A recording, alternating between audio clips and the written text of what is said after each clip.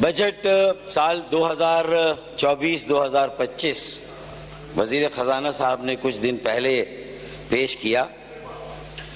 میرا پہلا تبصرہ تو اس بجٹ کو دیکھ کے باوجود اس امر کے کہ میں خود ایک ایسی جماعت سے تعلق رکھتا ہوں جو کہ حکومت کی حلیف جماعت ہے، لیکن ہمارے درمیان جو سمجھوتا یا انڈرسٹینڈنگ ہے اس میں کہیں پر ہم ایک دوسرے کو اس بات پر نہیں روکتے کہ جو راست بات ہے، جو سچ اور حق بات ہے، اسے برملا کہا جائے۔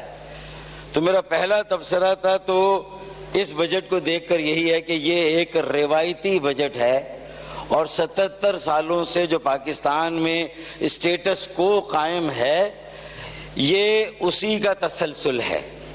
اس کی کوکھ سے اسٹیٹس کو جنم لیتا ہے اور اسٹیٹس کو کی کوکھ سے اس طرح کا روایتی بجٹ جنم لیتا ہے۔ ایکسکیوز ہے آپ کے پاس کہ فسکل اسپیس کم تھی اور قرضوں کے بوجھ تلے آپ کی معیشت دبی ہوئی ہے، اس بات کو میں مانتا ہوں، لیکن where there is a will there is a way۔ اگر راستہ نکالنا چاہیں تو کم از کم اس اسٹیٹس کو سے میں نجات مل سکتی ہے کہ بہرحال اپنا حال ایک جیسا ہے، 77 سالوں سے ہر ایک سال ایک جیسا ہے، کسی بھی رنگ میں رنگ خزاں نہیں جاتا، یہاں زرد ہرا لال ایک جیسا ہے۔ تو یہ ایک روایتی بجٹ ہے، 77 سالوں سے جو بجٹ آتے رہے اسی کا ریپلیکا ہے۔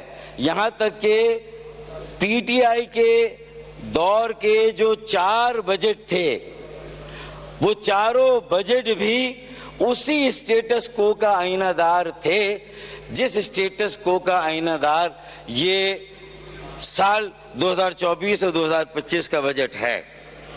جناب والا، میں سمجھتا ہوں کہ 77 سالوں تک تو ہم نے یہ کھلواڑ کر لیا کہ عوام کو ایک طرف رکھ کے اپنی مرضی کے بجٹ بنائے، لیکن میرے خیال میں اب بات اس نہج پر پہنچ گئی ہے کہ اگر اب ہوش کے ناخن نہ لیے گئے، اب ایک عوام دوست، معیشت دوست، کاروبار دوست بجٹ نہیں بنایا گیا بلکہ اسی طرح کا ایک روایتی بجٹ پیش کیا گیا اور پاس کیا گیا، تو میں سمجھتا ہوں کہ اب یہ ملک کی بقا اور سلامتی کے لیے اگر سب سے سنگین کوئی خطرہ ہے تو یہ روایتی بجٹ کا تسلسل ہے۔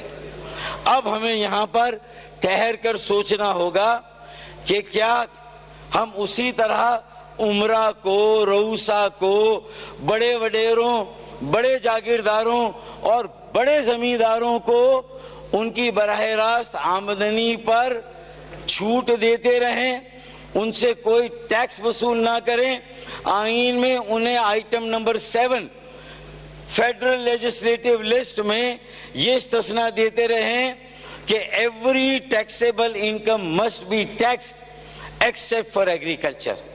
جناب والا، ایگریکلچر کا کنٹریبیوشن پاکستان کی معیشت میں 23% ہے، اور 23% میں جو ہماری کراپس ہیں، ہماری فصلیں ہیں، ان کی اگر آپ مالیت لگائیں، ان کا اگر جی ڈی پی میں جو کنٹریبیوشن ہے وہ لگائیں، اور ٹیکس میں اگر اس شعبے سے صرف 1% کا ٹیکس اگر آتا ہے تو میں سمجھتا ہوں کہ جب تک آپ اس اتنی بڑی ناانصافی کو ختم نہیں کریں گے، جب تک آپ اتنے بڑے ظلم کو ختم نہیں کریں گے، اور تنخواہ دار طبقہ اور صرف تنخواہ دار طبقے پر ہی ٹیکس کی بھرمار لگاتے رہیں گے، تو میں سمجھتا ہوں کہ اب آپ کو یہ فرق کرنا ہوگا اس وقت کہ آپ ایک حد سے زیادہ اوور ٹیکسڈ اکانومی اور رانگلی ٹیکسڈ اکانومی میں اور ایک گروتھ اورینٹڈ اکانومی میں کوئی فرق کرنا چاہتے ہیں نہیں۔ پوری دنیا ٹیکس فری رجیم پہ جا رہی ہے، پوری دنیا ٹیکسوں عام مڈل کلاس پر، ایک غریب آدمی پر، ایک تنخواہ دار طبقے پر ٹیکس کی شرح کو کم کیا جاتا ہے. اور ٹیکس وصول کہاں سے کیا جاتا ہے؟ جو آپ کے براہ راست آمدنی کے ذرائع ہیں وہاں پر ٹیکس لگایا جاتا ہے. تو اسپیکر صاحب، مسئلہ یہ کہ بجلی کی قیمتوں میں اور بلوں میں آپ خوفناک اضافہ کرتے رہیں، گیس نہ آئے لیکن گیس کے بل آئے، بجلی نہ آئے بجلی کے بل آئیں، پانی کا بحران الگ. روزانہ میری بہنوں میری بیٹیوں کو پاکستان کے تقریباً مڈل کلاس اور لوور کلاس طبقے سے تعلق رکھنے والے کو آئے دن تنگ کرتا ہے. اسپیکر صاحب، میرا صرف یہ کہنا ہے، بجلی کے بل، گیس کے بل اور پھر ان کی لوڈ شیڈنگ، پھر پانی کا بحران، یہ بنیادی مسائل ہیں. مہنگائی، بے روزگاری، یہ پاکستان کے عوام کے بنیادی مسائل ہیں. جو کاسٹ پرائس انڈیکس ہے، جو مہنگائی کی شرح ہے، وہ 20 سے 40% ہے. جو ان امپلائمنٹ کی شرح ہے وہ بھی تقریباً 15% ہے. آپ کی بڑی بڑی ملیں بند ہو رہی ہیں، آپ کا کیپٹل فلائی کر رہا ہے، یہاں سے سرمایہ جا رہا ہے، چاہے 2022 سے پہلے کا سرمایہ گیا ہو یا 2022 کے بعد سرمایہ گیا ہو.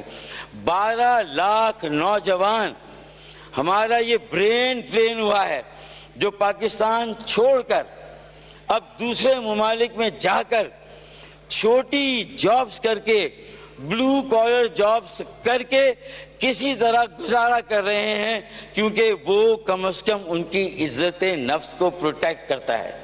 یہاں عام آدمی کی عزت نفس کو روزانہ کچوکے لگائے جاتے ہیں. اسپیکر صاحب، مہنگائی، بے روزگاری کا افریت اگر اسے قابو میں نہ کیا گیا، اس کے جن کو واپس بوتل میں بند نہ کیا گیا، کوئی 60 لاکھ لوگ ایک سال میں صرف بے روزگار ہوئے ہیں.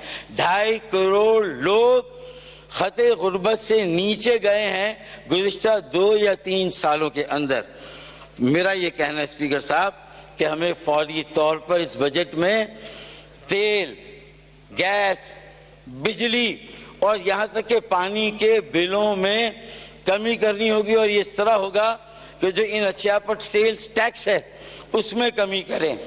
جو سیلز ٹیکس تیل یا پیٹرول پر لگتا ہے 17% کا، جب اسی تیل سے بجلی بنتی ہے تو اس پر 17%، 18% کا اور ٹیکس ہے.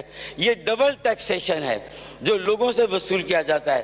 پیٹرولیم ڈیولپمنٹ لیوی بھتہ ٹیکس ہے. پیپلز پارٹی ہو، پی ایم ایل این ہو، دونوں نے جب اپوزیشن کا رول پلے کیا تو حکومت وقت کو کہا کہ یہ بھتہ ہے، یہ غنڈہ ٹیکس ہے، اسے ختم ہونا چاہیے. اور اب شان بے نیازی کے ساتھ پی ٹی آئی کی حکومت نے بھی 4 سال تک پیٹرولیم لیوی کو اسی طرح قائم و دائم رکھا، اور ہمارے ہاں بھی پیٹرولیم لیوی میں اضافہ ہو رہا ہے. یہ 60 روپے تھی، اب اس میں اضافہ کر کے 80 روپے کیا جا رہا ہے. 33% کا اضافہ، 20 روپے کا اس میں مزید اس سال اضافہ کیا جا رہا ہے. میں صرف آپ سے یہ کہوں گا اسپیکر صاحب کہ اب ہمیں لوگوں کی زندگیاں جیرن ہو گئی ہیں، زندہ درگور ہو گئے ہیں. اگر انہیں جینے کا موقع نہ دیا تو پھر کون سی معیشت، کون سی ریاست، کون سی سیاست، کون سی جمہوریت اور پھر کون سا ملک. اسپیکر صاحب، 3 طرح کے آؤٹ کم ہیں.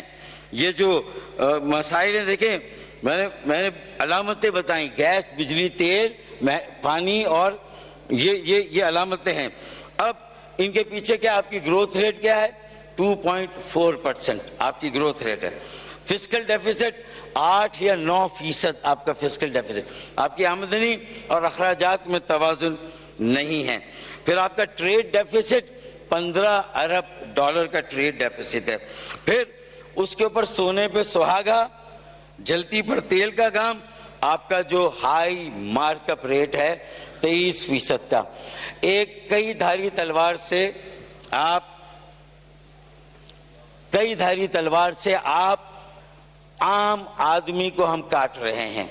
एक तो टैक्सों की भरमार और सेल्स टैक्स की शरह या इनडायरेक्ट टैक्स हमारे तमाम टैक्सों का 65% है, बाकी इनडायरेक्ट टैक्स 5%, 70% आपका इनडायरेक्ट टैक्स है। बराह रास्त आमदनी पर सिर्फ आपका टैक्स 70% है।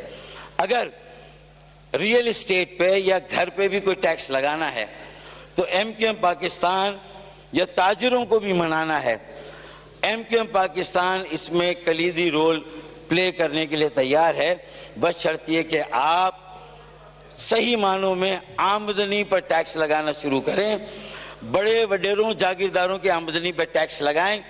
6 लाख तनख्वाह सालाना कमाने वाले या उससे ज्यादा, उस पर आपने 2.5% के टैक्स की शरह को 5% कर दिया, डबल कर दिया।